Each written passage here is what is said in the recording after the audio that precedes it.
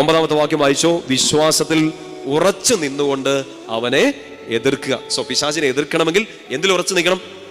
എന്ത് വിശ്വാസം? വിശ്വാസ പ്രമാണത്തിലെ 12 പ്രമാണങ്ങൾ കാണപ്പാഠം പഠിച്ചു, 50 പ്രാവശ്യം എഴുതി ആണോ? അല്ല. എന്നെ പ്രലോഭിപ്പിക്കാൻ ശ്രമിക്കുന്ന പിശാചിനെ ഞാൻ ചെറുത്ത് നിൽക്കുന്നത് വിശ്വാസത്തിൽ ഉറച്ചു നിന്നുകൊണ്ടാണ്. എന്ത് വിശ്വാസത്തിൽ? ഈശോയിലുള്ള വിശ്വാസത്തിൽ.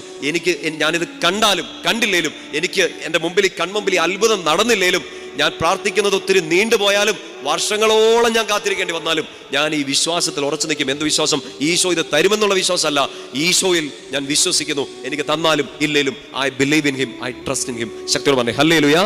ആ വിശ്വാസത്തിൽ ഉറച്ചു നിന്നാൽ, ആ വിശ്വാസമാണ് നമുക്ക് ചെയ്യാൻ പറ്റുന്ന ഏറ്റവും വലിയ നന്മ. 3-ാമത്തെ അധ്യായത്തിൽ നമ്മൾ വായിച്ചു, നന്മ ചെയ്തിട്ട് നിങ്ങൾക്ക് സങ്കടം ഉണ്ടാകുകയാണെങ്കിൽ നിങ്ങൾ പേടിക്കേണ്ട, ദുഷ്ടൻ നിങ്ങളെ തൊടില്ല, നിങ്ങൾ ഭയപ്പെടേണ്ടതില്ല. എന്ത് നന്മയാണ് നമുക്ക് ചെയ്യാൻ പറ്റുന്ന ഏറ്റവും വലിയ നന്മ? ഈശോയിൽ ഇപ്പോഴും വിശ്വസിച്ചുകൊണ്ടിരിക്കുക.